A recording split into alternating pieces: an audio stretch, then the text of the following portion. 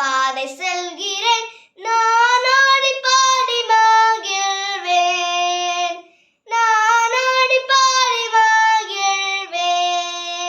முழு இதயத்தோடு உன்னை தேடுகிறேன், உமது கற்பனைகளை விட்டு வழி தப்ப விடாதேயும். கீதம் 110.